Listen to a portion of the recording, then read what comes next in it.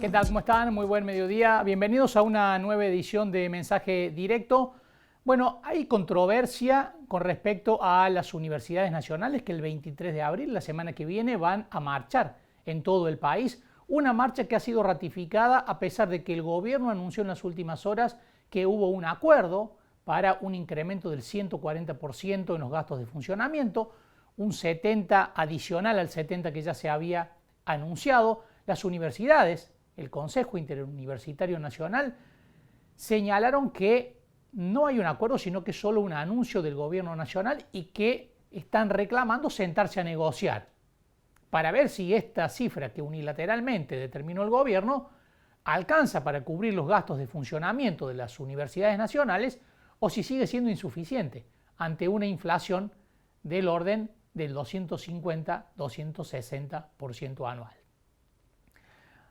Vamos a hablar ahora de economía, de los elogios del Fondo Monetario Internacional que en las últimas horas se dieron a conocer a través de la palabra de Kristalina Georgieva, la presidenta del Fondo Monetario Internacional, que dijo que elogió el ajuste que está llevando adelante Luis Caputo, el ministro de Economía, y que en las últimas horas se reunió con dirigentes importantes del Fondo Monetario, y también dijo Georgieva que la inflación en Argentina está bajando a mayor velocidad de lo que inicialmente había previsto el organismo internacional. Hablamos de este tema con Carlos Egiaro, economista, docente universitario, con quien todos los viernes hacemos una columna para tratar de entender el panorama económico tan complejo que vive el país. Iniciábamos hablando de este tema con Carlos Egiaro, de los elogios del Fondo Monetario Internacional. Lo escuchamos y lo vemos. Los documentos que veníamos viendo del Fondo Monetario el último mes, había un elogio condicionado, para decirlo de alguna manera, ¿no? Que dejaba traslucir también algún cuestionamiento. Llamaba la atención, por supuesto, que el Fondo Monetario elogiara, por supuesto, el ajuste fiscal y la baja de la inflación, pero advirtiendo que el costo social podía poner en riesgo todo el programa. Es algo que ha aparecido en los documentos del fondo. Y en realidad hay un tema ahí que no es secundario y que me parece que en las próximas horas vamos a ver qué pasó en Estados Unidos con esta cuestión, que es el hecho de que el Fondo Monetario venía advirtiendo al gobierno argentino de que había que empezar en abril una aceleración del tipo de cambio, de que la pauta evaluatoria del 2% es insostenible, porque conduce a un escenario de atraso cambiario que pone en riesgo la competitividad de la economía argentina. En lo que vos mencionas, digamos, ese tema no se toca, pero es seguro que ese tema fue hablado con Luis Caputo. Seguro que sí, y casi que te diría que debe haber sido el tema más importante. Lo demás es para la foto, ¿no es cierto? El elogio formal de que está, qué bien, que vas por el ajuste fiscal, que la inflación está bajando, te felicito. Pero por debajo hay cuestionamientos Y no hay que tienen plata. que ver.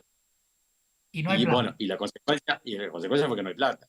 Porque obviamente Caputo iba con la expectativa de conseguir un acuerdo que permitiera que el gobierno argentino accediera a unos 15.000 millones de dólares, con los cuales levantar el cepo y flexibilizar las importaciones más rápidamente, y se volvió casi que con las manos vacías. Y me parece que eso tiene que ver con un condicionamiento del Fondo Monetario de decir, a ver, acá hemos acordado y está escrito que tiene que haber un tipo de cambio competitivo, y estaba planteado que a partir de abril tenía que empezar a darse una pauta evaluatoria del 7, del 8% mensual del tipo de cambio, y no se puede persistir con el 2%, y ustedes insisten con esto porque están tan embalados con el tema de bajar la inflación que están volviendo a utilizar como herramienta muy peligrosa pisar el tipo de cambio, como ya lo hizo desde Martínez de Hoz a Menem y tantas veces más, con resultados que siempre terminan igual, terminan mal. Porque si vos terminás afectando la competitividad de los sectores productivos, finalmente estás golpeando el funcionamiento de la economía real, y eso finalmente te va a dar consecuencias negativas, ¿no? De la manera que en ese punto yo te diría que hay que ver qué pasa en los próximos días, porque yo estoy seguro que a Luis Caputo le dieron un tirón de orejas en Estados Unidos con respecto al tema cambiario. Porque Sí, además, sí. no es que Caputo pensaba distinto, Caputo pensaba igual que el Fondo Monetario. El que decidió persistir con la pauta evaluatoria del 2% fue el presidente de la Nación. De tal manera que imagino que Caputo bajándose del avión, lo primero que estaría haciendo es ir a verlo al presidente y decirle, mira, tenemos que volver al proceso original, que era la definición de que en abril teníamos que empezar a devaluar. Y alguien dirá, bueno, pero eso va a generar más inflación. La expectativa cuál era, que la inflación de abril va a ser de un dígito, te acuerdas que lo hemos hablado, y todo indica que va a ser así. Entonces, si vos tenés una inflación del 7% mensual y devaluás el 8, el 9% en ese mismo mes, pero no en un día, sino con micro devaluaciones periódicas, la lectura cuál es, que con este escenario recesivo el mercado iba a absorber eso si era una situación traumática. Y yo pienso que es así, efectivamente. Esa era la posición del fondo y era de hecho la que tenía Caputo, contradecida después por la decisión del presidente de la Nación. Así que quiero pensar que el presidente de la Nación va a reflexionar sobre este tema y que veremos algún cambio de posición a lo largo de la semana que viene. Quiero pensar que va a ser así. Carlos, por otra Porque la parte, verdad, sí. internamente ha ingresado un proyecto importante para el gobierno y además para el funcionamiento de la economía, que es el paquete fiscal, ¿no? ¿Cómo ve el contenido de lo que finalmente terminó enviando el gobierno al Congreso? Bueno, está dentro de la lógica de lo que se había planteado y en contra de lo que algunos actores tenían como expectativas, ¿no es cierto? Porque yo veía muchos empresarios pensando que el gobierno argentino iba a bajar la presión impositiva de una manera sustancial.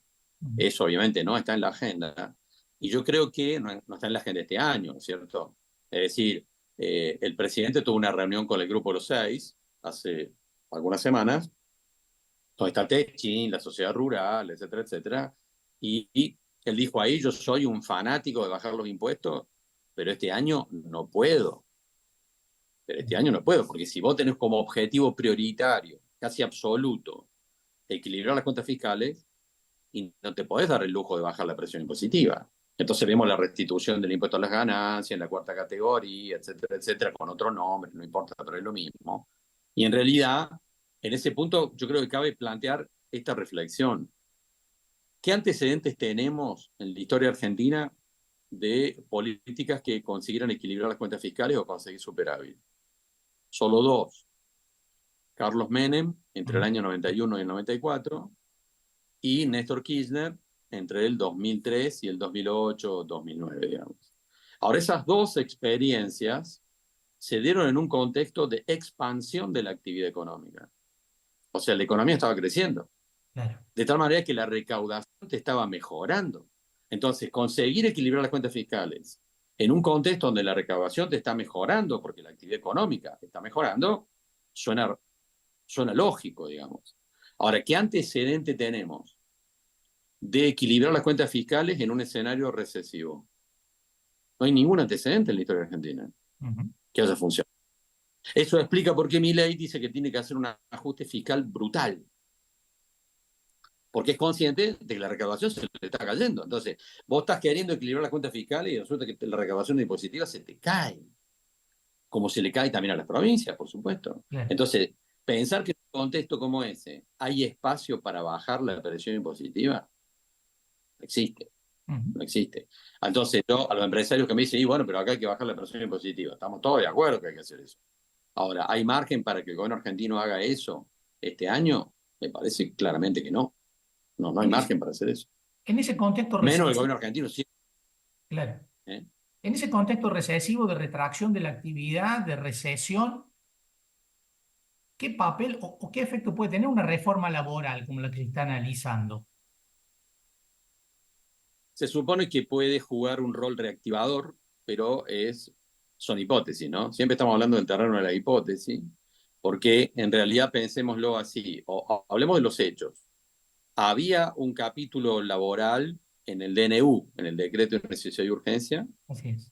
pero la justicia lo bochó. La justicia, en realidad, laboral, eliminó el capítulo laboral del decreto de necesidad y urgencia.